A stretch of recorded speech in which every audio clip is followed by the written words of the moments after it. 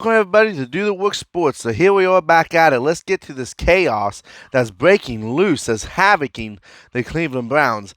And big surprise that chaos is in the Cleveland Browns area of things.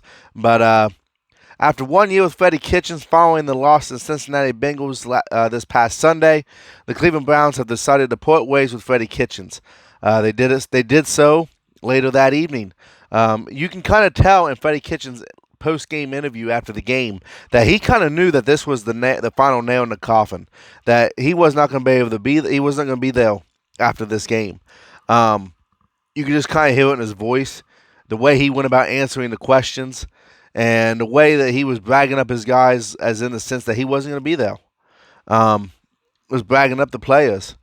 And, after you look at what happened to him this year, you know, this is his first year as a head coach. He's been an offensive coordinator. He's been a quarterback coach. And you see this stuff happen all the time.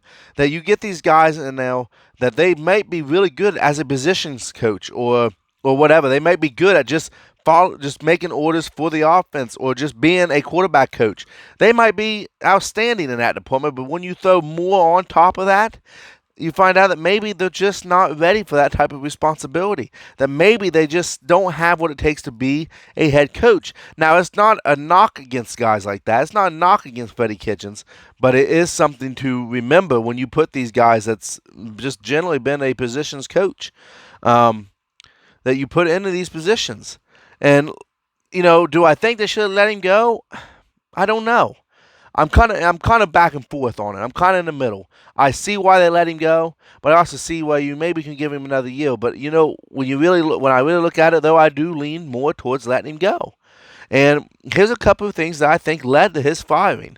You look at the losses. He lost games that he should have won. Cleveland Browns had a pretty tough schedule overall. They played the Seattle Seahawks. They played the San Francisco 49ers. They had to play the New England Patriots. Just to name a couple of teams that they've had to play. You got Baltimore in the AFC division, and you got to play them twice. So you look at these games, but the games that they should have won. The very first game opening the season, the Tennessee Titans, when they still had Marcus Mariota back there under center, I think they should have won that game. That should have been a game that they should have won. I'm not saying they should have blew them out of the water, but all in all, they should have won that game, or at least should have put up a better fight than what they did. And then here a couple weeks ago when they played the Arizona Cardinals, they should have beat the Arizona Cardinals. There's no reason they shouldn't have beat the Arizona Cardinals. And then this past game, they should have beat the Cincinnati Bengals. Listen, I am a Bengals fan, so I've had to sit down and watch the Bengals and struggle with the Bengals and watch what they've done. And there's no reason with the talent that Cleveland has on their ball team that Cleveland does not beat Cincinnati twice this year. And you could say, yeah, a little bit of home field advantage, but there wasn't that many people in the stands. When they usually they show a lot of fans in the stadiums and that. When they zoom out, you can tell the stadium's empty, so you can't really give home field advantage to these guys, to either team. Especially even though Cincinnati's at home, you can't really count that. And I said earlier, a few minutes ago, about the talent that Cleveland has. You have Odell Beckham Jr. You have Jarvis Landry. You got Nick Chubb. You got Kareem Hunt. You got Baker Mayfield. And I'm giving Baker Mayfield his props. I do not think Baker Mayfield is a bust. There's rumors going on that he's a bust and that he's no good. I don't think that has a lot to do with it. The offensive line's not as good as everybody was hoping it would be. Yeah, and he does make some bad decisions, but this is his second year quarterbacking. And what's that say? The second year guys usually go through a slump. Look at Dak Prescott. He went through a slump when he came back for his second year. So, and Baker didn't play a whole season last year either. I mean, he played most of it, but not the whole season. But you look at stuff like that, they should not be a 6-10 team. They should have at least been a 500 team, if nothing else. And I don't know what happened. I got some guesses. I got some ideas. Some of it is, the blame is on the coaching because the coaching didn't match the talent that Cleveland had. Like all them guys I named off, when you got Odell, when you got Jarvis, you got people that can catch the ball and make plays and make big things happen. All you have to do is get the ball to them. When you look at the coaching, you can blame inexperience on that. You could blame that there's no fire on Freddie Kitchen's side. Now, look, when you watch Freddie Kitchen in the games, I don't know if you guys how much you pay attention to coaches, but he doesn't get fired up really. He kind of has the same slouchy, bubbling, moving slow attitude. Whether they're playing really good, he might have a smile on his face, might give out a high five, or they're playing bad. Well, and I'm trying to remember which game it was. It was the L.A. Rams. They played the L.A. Rams, and they was in the red zone. They was down, and they just couldn't score. The play calling was baffling. What they was doing on the calling side of the field. So you could blame Freddie Kitchens. I do blame Freddie Kitchens for that loss against the LA Rams. They should have beat the LA Rams that game. Pure and simple. So there we go. Like I said, it's the inexperience of the head coach. He's never been a head coach before. He's always just been a positions coach. So yeah, you can blame the inexperience on that side of things. But he never really learned. Like, he still would make the same type of calls throughout the year. And I also think that he began to lose control of the locker room. Odell Beckham, he was kind of going back to his old antics a little bit. Not as bad, not as much. But he was making some comments about, it's out of my hands. I'm doing all I can do. I'm doing my job. I'm doing my part. So he was kind of putting the blame on Kitchens in a way. And you have to remember, Dorsey wanted Kitchens. Baker Mayfield wanted Kitchens as the head coach because they liked him. They got along with him. It's kind of like when you have a best friend and you have a business or your job is hiring, and they're really good as a good best friend, but man, they're not a very good employee. And it makes you look bad the longer that they keep messing up and the longer they keep doing what they're doing. So I think a lot of the blame is on Kitchens. So I can see why the Cleveland Browns decided to part ways. Do I think he'll get a head coaching job in the future? No, I don't. I think he'll go back to his positioning job, to an offensive coordinator, a quarterback coach, something like that. But he will not be an NFL head coach in the NFL again. Or college, for that matter. I doubt that he ever has an interview for head coaching positions again. Also, when I mentioned Dorsey, after 2 years of being the GM for the Cleveland Browns, the organization decided to part ways with him and let him go. You look at who's been under him with Hugh Jackson and now Freddie Kitchens.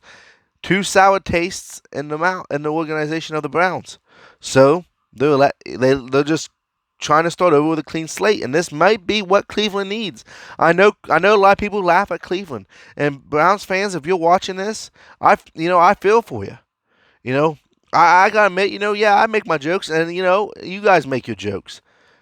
But you might need this clean slate to start back over. Get yourself another GM. Get yourself a good head coach. And there's some of them out there. There's some good head coaches that's going to be available this upcoming season. And I think the Browns are way overdue. And what it really comes down to, they're cleaning house to start over because the Browns are desperate for at least a winning season. And let's face it, they had a worse record this year than they did last year. Last year they was 7-8-1 with 1 tie. The last time that the Cleveland Browns have had a winning record was in 2007. This is the 2019 season. I know we just had New Year's, but this is the 2019 season.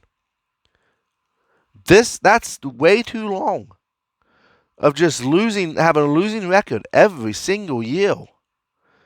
They're desperate. The fans deserve a winning season. Pure and simple. Like I said, I might be a Bengals fan, and I might be a rival, but I'm a realist. You guys deserve to have a winning season. There's no way around it. You deserve that much. If you're a fan of the Cleveland Browns, you've been supporting the Cleveland Brown organization, you deserve a winning season. Pure and simple. Now, don't get carried away. I'm not saying a playoff berth. I'm saying you just need a winning season, a 500 season. So going 8-8, something like that. That's what you need. You're in desperate need of that. Now, I said there were some coaches available for you guys to pick up. And I wrote down 3 of them that's out there right now. It would be 4, but Ron Rivera was picked up by the Redskins. And so he is no longer on the market. Mike McCarthy.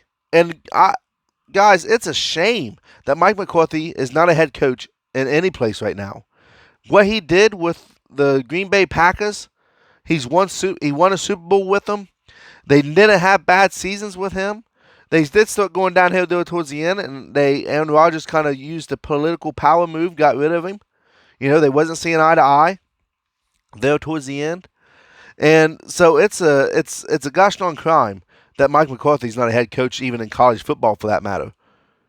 Marvin Lewis, because there's been rumors that Marvin Lewis is coming back for a head coaching job. The Redskins were interested in him at one time, and I look for Marvin Lewis to enter back in. And let's face it, guys. Excuse me. Let's face it. When you look at how the NFL does things, they normally hire the rival coach of the other team. And Marvin Lewis was the head coach for Cincinnati for so long. And so I can see that Cleveland would turn to Marvin Lewis and say, will you come coach for us? Will you be our coach? Another name that's kind of interesting is Urban Meyers. He's been looking, not really looking, but there's been rumors speculating that Urban Meyer is going to become a head coach. There's speculation that he'd go to the Redskins. That now we know that is no longer a possibility. And we know that Jerry Jones wants him in Dallas. And there's been rumors that even Cleveland wants Urban Meyers. Listen, I think if you get Urban Meyers, you have a heck of a coach. He's going to turn that program around. Regardless of what you feel, how you feel about Urban Meyer, whether you like him, dislike him, you have to respect him. Pure and simple. When it comes to the sports element, there's people that you like and there's people that you don't like, and you have your reasons for both. But at the end of the day, if they're a good head coach or a legendary head coach, whatever the matter is, or a legendary player or a great player, you show them respect. And Urban Meyer will bring that. I think Urban Meyer could change the atmosphere for Cleveland and give them the first winning record they've had in years, especially with the talent that they have. Like I said, there's no reason they're not sitting at 500 right now at the end of the season. There's no reason why they're not sitting at 8-8, at least 8-8, if not better, except for the inexperience of a head coach. But that's what I have for you guys today, talking about how Cleveland is cleaning house. If you like this content, hit that like button. Leave a comment. What are your thoughts? What do you think? Should they let Kitchen stay? Let me know what you think in the comments below. And it's absolutely free. If you like the content, hit the like and hit that subscribe button where you can get updated videos as soon as I launch them. You ain't got to search for them. They'll pop up there letting you know that I came on live and I opened up with a video. So thank you guys for tuning in, and I hope you guys have a great and fantastic day.